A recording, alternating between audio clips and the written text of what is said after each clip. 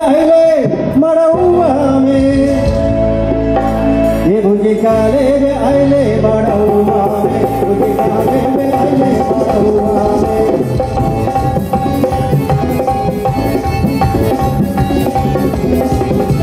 काले में अहिले मरौवा में काले में अहिले मरौवा में काले में अरे काले में अहिले मरौवा में बुझी काले में अहिले मरौवा में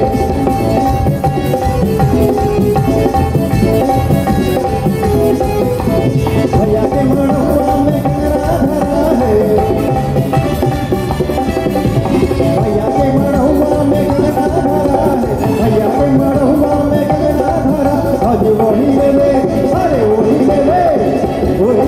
अहिले मरौवा में आज वही ले अहिले मरौवा में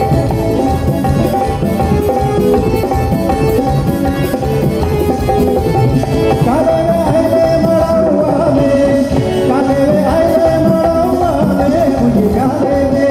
अरे काले में अहिले मरौवा में बुझी काले में अहिले मरौवा में